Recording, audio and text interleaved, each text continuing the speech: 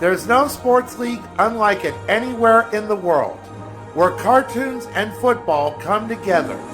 This is the United States Cartoon Football League, celebrating its 40th anniversary.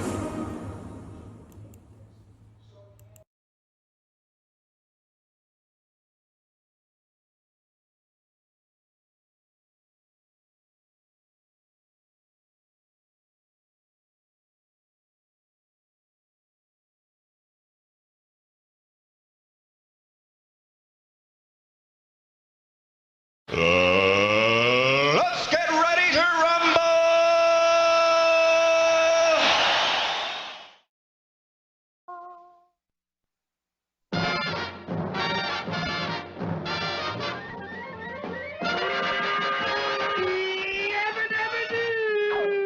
Flintstones, meet the Flintstones. They're the modern Stone Age family.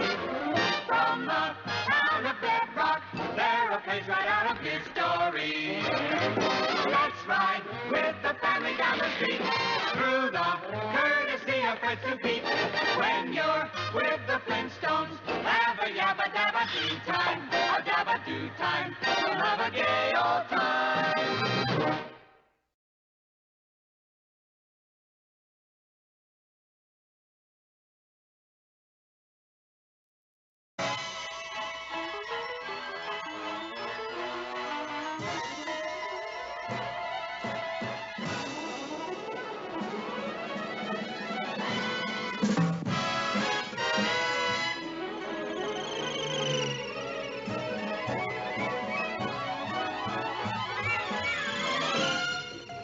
Meet George Jetson.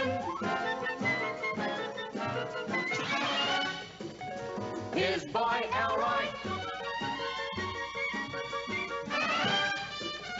Daughter Judy.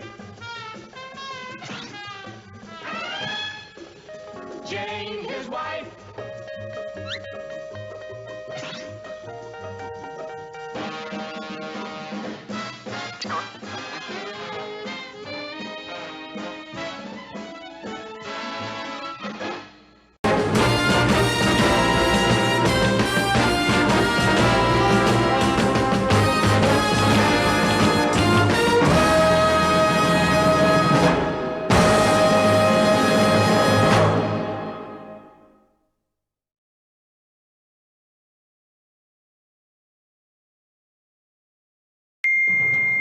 Greetings, cartoon and football fans, and especially fans of classic Hanna-Barbera.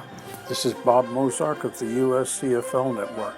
In our continuing series of episode runoffs, we are pitting two of Hanna-Barbera's most beloved and memorable franchises, the Flintstones and the Jetsons, in a 12-week contest. As with all of our episode runoffs, football scoring will be used. We are pitting the episodes from our library of shows as they appear in alphabetical order. However, the information shown on screen is in their order of appearance. As we go into the 12th and final round, the Flintstones still has a lead of 12 points. They will win this contest regardless of the outcome of today's round. The current score is the Flintstones 79, the Jetsons 67. After a brief pause, we will begin the finale of the Flintstones versus the Jetsons episode runoff.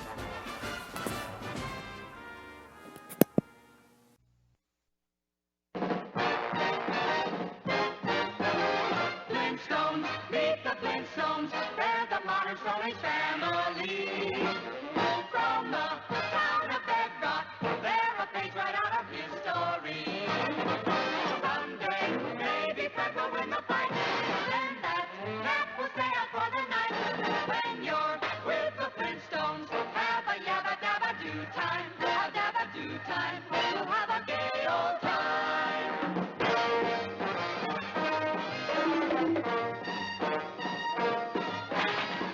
We'll have a gay old time.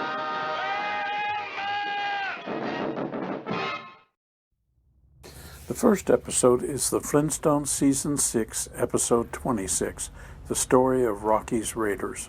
This was the 166th and last overall broadcast episode of the Flintstones. As the episode begins, the Flintstones are preparing for a visit from grandfather Rocky Flintstone, a veteran fighter pilot of the Stone World War I. Fred pulls out a trunk in which they have stored all of the unwanted presents they've received from grandfather Flintstone, such as a stuffed Triceratops head, his army helmet, and a deactivated hand grenade. Fred has also found his grandfather's diary and reads one of the adventures from it. The characters from the modern day portray the old-time characters. Fred and Barney are flyers, and Betty is Fifi LaRock, a French waitress enamored with Bonnie. Fred is approached by CIA agent Stonehenge, who sends him on a rescue mission to find and rescue secret agent Mata Harrod, played by Wilma, who is a prisoner of Baron von Rickenrock in a Flemish farmhouse. Mata Harrod resists interrogation, which is not too difficult because she has been a double agent for so many different countries at the same time that she truly doesn't know who she is currently working for. When Fred and Barney fly over the farmhouse, von Rickenrock sends 2 fighter planes to shoot them down, but Fred's acrobatic maneuvers cause the enemy planes to crash into each other. However, the strain causes their airplane to fall apart, and Fred and Barney fall into a tree. Von Rickenrock decides to take Mata Harrod to Kaiser Stonehenge Air Base to continue the interrogation. Fred and Barney follow by hopping on a convenient train. Once on the base, they knock 2 guards out and steal the uniform.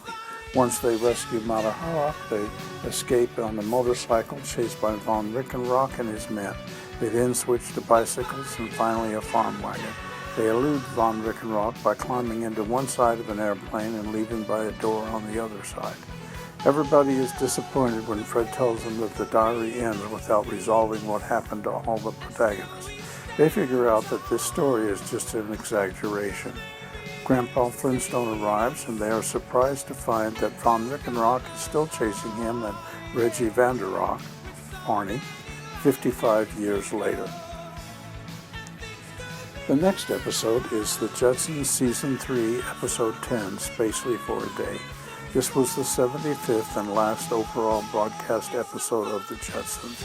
Mr. Spacely has brought in an efficiency expert who corrects George's posture.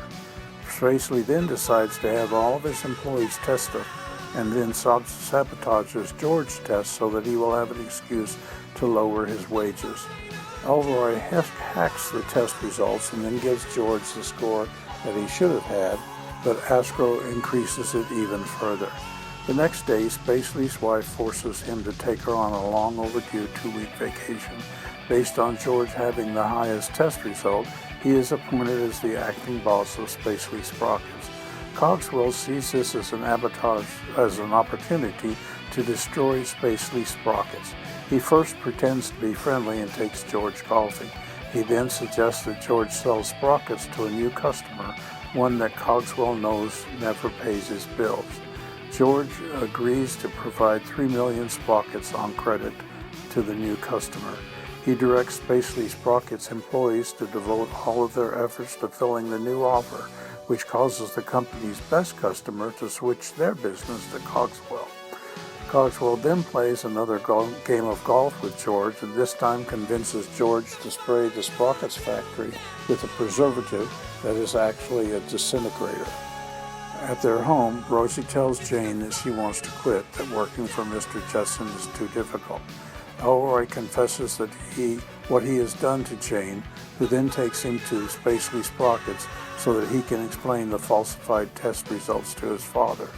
George has towed the tank of preservative to his factory, but leaves it to go tell Mr. Cogswell off.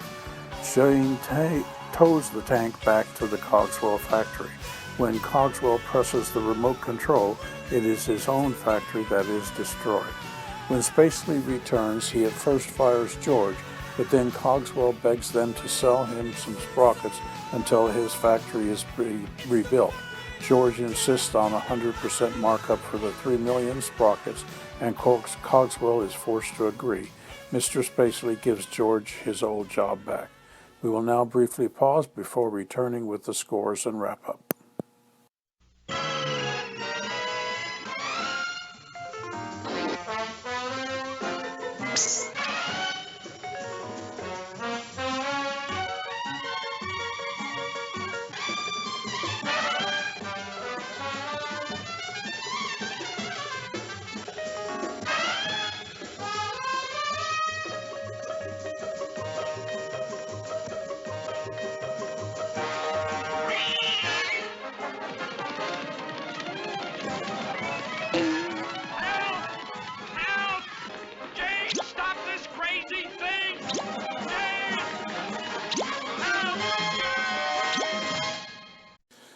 Wrap-up.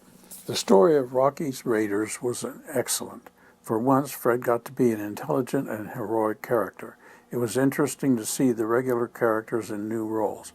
I give this episode an 8. Especially for a Day was a good episode. We got to see Cogswell hoisted by his own petard. I give this episode a 7. As always, viewers are welcome to submit their own reviews and scores. I'd like to point out that Thanksgiving weekend is an important date in the history of the Jetsons. According to the Warner Brothers website, the 40-year-old George Jetson had a birthday on July 21st, 2022. That means that the actual time of his conception was this coming weekend. This is Bob Mozart from the USCFL Network signing off until next weekend, when we will resume reviewing the Masters of the Universe series. Have a safe and happy Thanksgiving.